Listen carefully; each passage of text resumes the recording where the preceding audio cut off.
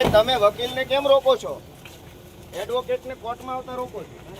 સવાલ એ છે કે કોર્ટમાં જવાના નિયમો શું છે, કોણ ક્યારે કોર્ટમાં જઈ શકે અને કોઈને કોર્ટમાં જવાથી અટકાવી શકાય ખરા? આવો જાણીએ.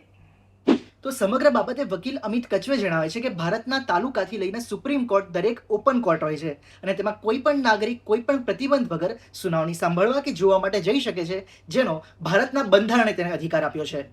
વળી વકીલનો તો કોર્ટ ઓફિસર તરીકે પોતાના ક્લાયન્ટ માટે જવાનો વિશેષ અધિકાર હોય છે અને જો કોઈ રોકે તો તે કાયદાથી વિરુદ્ધ છે અને પોલીસ સામે કાર્યવાહી થઈ શકે છે.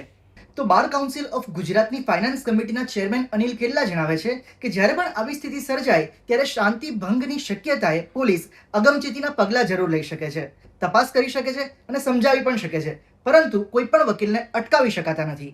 જો કે આમાં કેટલાક અપવાદો પણ છે. વકીલ અમિત કચવે જણાવે છે કે સેન્સિટિવ કેસ, મહિલાઓને લગતા કેસ, પોક્સોના કેસ આ બધા ખાનગી રાહે ચાલે છે, જેમાં બધાને એન્ટ્રી નથી હોતી. તો આ સમગ્ર બાબતે હવે ગોપાલ ઇટાલિયાએ બાર કાઉન્સિલની અંદર ફરિયાદ કરી છે. હું જે બાર એસોસિએશનનો સભ્ય છું, મેમ્બર છું, એવા ગુજરાત હાઈકોર્ટ એડવોકેટ્સ એસોસિએશન એટલે કે ટૂંકમાં ઘા એ ગુજરાત હાઈકોર્ટ બાર એસોસિએશનને મેં મારી લેખિત ફરિયાદ આપી દીધી છે. હવે અરજીથી શું થશે? તો વકીલ અમિત કેલ્લા જણાવે છે કે આ કેસ જનરલ બોર્ડ ઉપર આવશે. કયા નિયમો મુજબ અરજી કરાઈ છે તે જોવામાં આવશે. સેક્શન 61D મુજબ વકીલોના અધિકારોના રક્ષણની વાત છે, પરંતુ તેમાં સેપરેટલી વકીલને અટકાવવા બાબતનો કોઈ ઉલ્લેખ નથી.